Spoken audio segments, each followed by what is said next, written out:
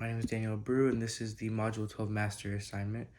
My topic will be embezzlement in a company. Picture one day that you are learning that a trustworthy worker or somebody that you consider reliable has been embezzling money from your company. No matter the size of the business, embezzlement is a very, very big problem that might not happen a lot of the time, but can still happen in a company, and it is not a good thing that you want to happen in your company. To protect the funds in your reputation of your business, it is critical to understand how to prevent it and how to address it and how to continue moving forward from it. I have observed embezzlement situations in multiple films and things like that. I have researched the best ways to prevent it and how you can notice the indicators that an employee is committing embezzlement. This speech will attempt to recognize how embezzlement happens, how to stop it, and what to do when it does, and how to move forward from an employee embezzling money. I will discuss how to recognize employee embezzlement, how to stop it, and what a business should do if it happens.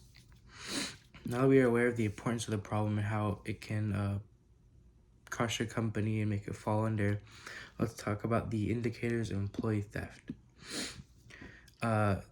The indicators of staff theft can happen in different ways, such as unexpected shifts in an employee's behavior, or being secretive about their job, or putting in extra hours without asking for permission, or unexpected hours. Another thing is unaccounted for financial differences, maybe things that weren't seen, that weren't approved, the money that's missing, unreported transactions, things like that. While being aware of warning indicators is essential, a company's first focus should be preventing embezzlement. Now, to prevent embezzlement, there are different ways, different things you can do. Like when you're first hiring an employee, do background checks, kind of figure out what they're like, what their priorities are. Implementing strict financial policies and procedures is a great way to do it. Things like isolating financial responsibilities and carrying out routine audits is a great way to prevent embezzlement in your company and prevent people from thinking about embezzling money. Investigating potential hires' backgrounds, like I said before actually hiring them, is a great way to prevent it so you don't get anybody sketchy or anything. While prevention is the ideal course of action, businesses must be prepared to respond in case of embezzlement. So being ready to find someone embezzling, being able to stay calm and cool-headed, and being able to deal with embezzlement and be professional about it and not be unprofessional, which could end up in lawsuits and things like that, which just give them more money. Also, being able to prove that they are embezzling is a really big thing, so that it's because if you just accuse someone, they can sue you if you are wrong. What do you do in the event of embezzlement? Carrying out complete investigation, contacting the authorities. If you're a small business, then getting the CEO involved. If you're a big business, getting corporate involved. So just an investigation to determine the extent of the theft, who's responsible, the accomplices, things like that. Like I said before, notifying the authorities and seeking legal counsel so that they can tell you which steps to take and what to do.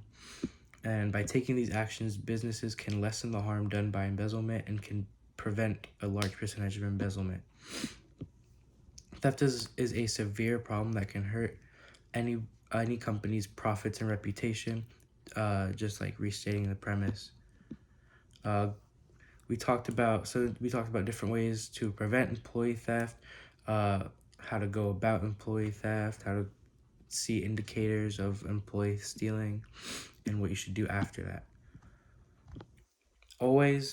As always, prevention is the best course of action.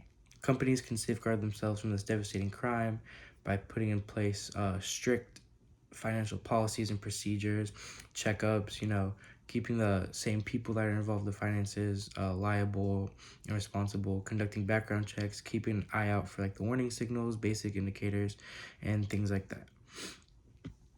That is my speech, and my references, I have embroker.com/blog/embezzlement, zenbusiness.com/blog/catch-someone-embezzling, eltsipa.com/warning signs embezzlement, and Chino, wethelaw.com/blog.